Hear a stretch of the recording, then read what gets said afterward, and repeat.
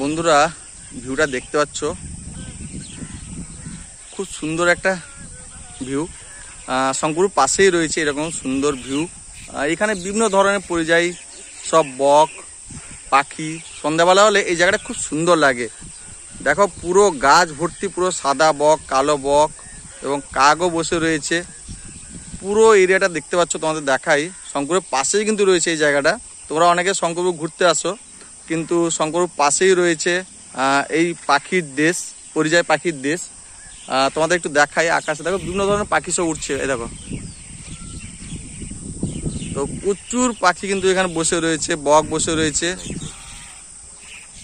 এরিয়াটা দেখো, দারুণ দারুণ।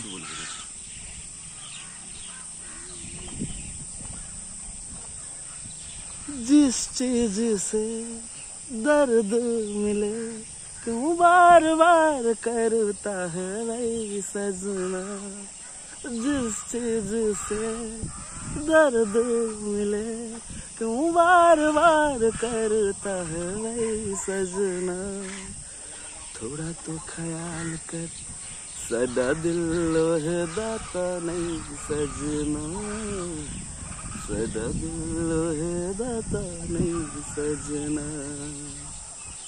তো বন্ধুরা গানটা কেমন লাগলো অবশ্যই বলবে, যেহেতু গানটা আমি গাইনি, আমার একজন দাদা গানটা গেয়েছে।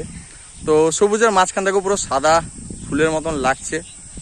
চারদিকে পরিবেশটা তোমাদের দেখাচ্ছে। এটা শঙ্করপুর পাশেই রয়েছে পরিবেশটা। এই সামনে দিকে দেখতে পাচ্ছ 30টা লক গেট রয়েছে। এখানকার ভাষা এটাকে বলা হয় 30 পুকার। তো 30টা লক গেট রয়েছে। আর আমরা যেখানে দাঁড়িয়ে রয়েছে এটা হচ্ছে একটা ভেসেল। ভেসেলের উপর দাঁড়িয়ে রয়েছে। এখানে প্রত্যেক দিন বিকালবেলা আশেপাশে মানুষজনরা এসে জাল ফেলেন। তো ভেসেলের ভিউটা দেখতে পাচ্ছ।